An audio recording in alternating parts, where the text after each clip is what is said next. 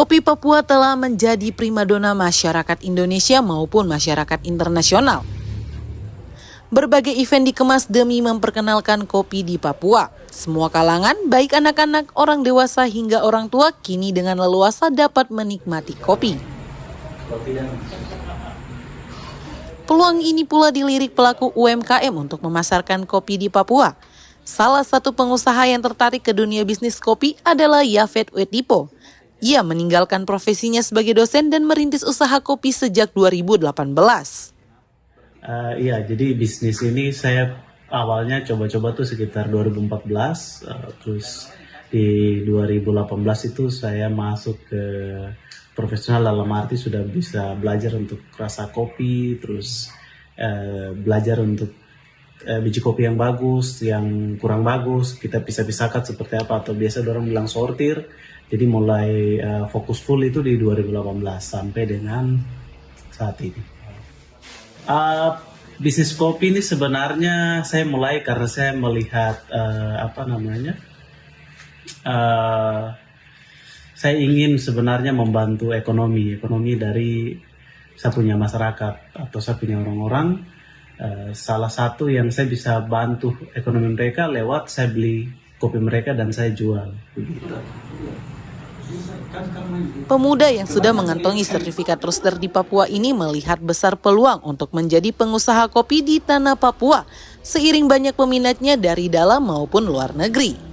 Kalau dari pengalaman saya, permintaan luar negeri itu besar, begitu. Jadi potensinya itu besar sekali. Potensinya bisa di atas 100 ton sebenarnya. Cuma volume produksi kita belum mampu.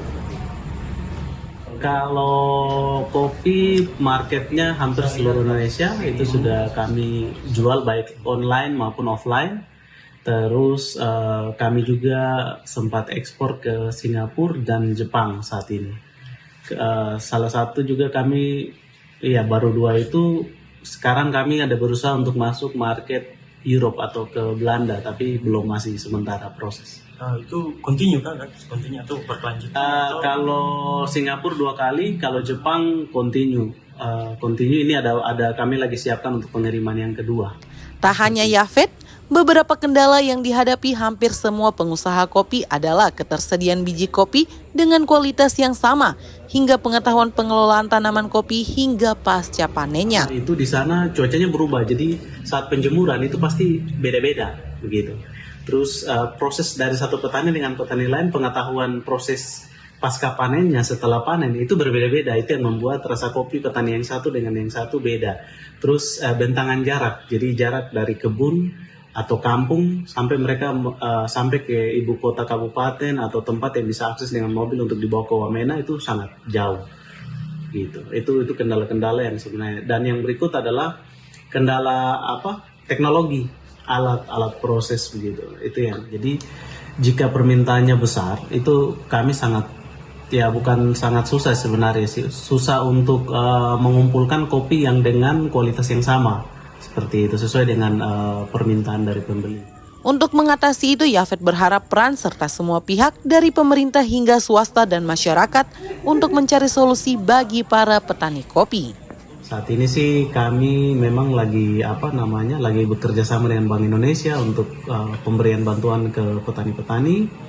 Sebenarnya itu mimpi besar kami adalah di setiap kebun yang ada di Provinsi Papua, yang kebun kopi yang potensi itu anak-anak muda bisa ambil bagian dan masuk membantu orang tua di situ, supaya transfer pengetahuan, transfer ilmu, atau ada proses-proses terbaru yang terjadi di kopi itu bisa kita transfer lebih cepat, sehingga menghasilkan kopi dengan kualitas yang sama, volume produksi yang besar, sehingga bisa memenuhi permintaan tadi sebenarnya. Jadi kalau bukan kita siapa lagi gitu. Kalau bukan sekarang kapan gitu. Terus kalau bukan orang biasa bilang kita harus berdiri di atas kaki sendiri kan. Nah, dia waktu sekarang nih gitu.